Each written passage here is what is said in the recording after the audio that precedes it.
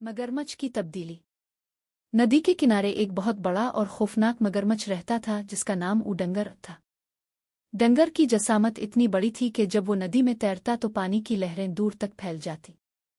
जंगल के तमाम जानवर इससे डरते थे क्योंकि वो रोज किसी न किसी को शिकार बनाता था। कोई हिरन पानी पीने आता तो वो अचानक नदी से निकलकर इसे दबोच लेता। कोई बंदर पानी के करीब आता तो वो इसे पकड़ने की कोशिश करता। यहाँ तक कि परिंदे भी उसके साए से घबरा कर उड़ जाया करते थे।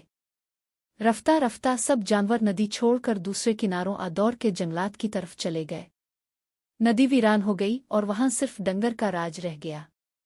शुरू में वो खुश था कि अब पूरा इलाका इसका है, मगर फिर वो तन्हाई महसूस करने लगा। इसे एहसास होने लगा कि बगैर किसी के जिंदगी कितनी बेरंग हो जाती है। एक दिन नदी में एक जहरीला काला मादा बहकर आया, शायद कहीं से इंसानों की फैक्ट्री का गंध था। पानी बदबूदार हो गया और जो भी इसमें नहाता अपीता बीमार पड़ जाता।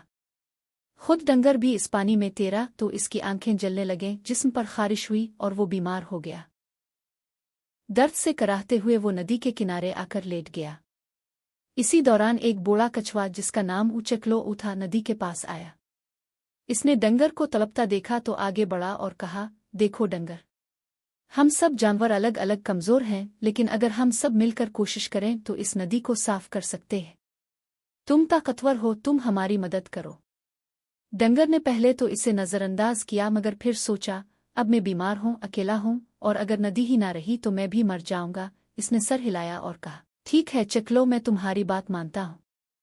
अगले दिन जंगल के परिंदों, बंदरों, हाथियों, खरगोशों और दूसरे जानवरों को बुलाया गया। सब ने डर के साथ आना शुरू किया, लेकिन जब देखा कि डंगर वाकई मेहनत कर रहा है, पानी से गंध निकाल रहा है, तो सबको यकीन आ गया कि वो बदल गया है। हाथियों ने अपने सूंडोहे से पानी निकाला, बंदरों ने झाड़ियां साफ की, परिंदों ने इर्द गिर्द का कूड़ा अलिफाटे आलिफ और चकलों ने सबकी रहनुमाई की।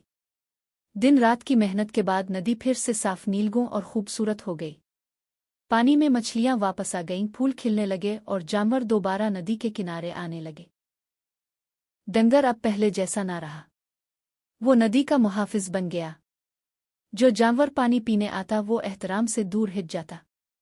अगर कोई शिकारी खतरा आता तो डंगर सबसे पहले दिफा करता। अब जंगल में हर बच्चे को कहानी सुनाई जाती कि एक वक्त था जब डंगर खूनखार था, लेकिन फिर वो मुहाफिज बन गया, क्योंकि कोई भी चाहे कितना ही खतरनाक क्यों ना हो, अगर चाहे तो बदल सकता है। मगरमच्छ की तब्दीली। नदी के किनारे एक बहुत बड़ा और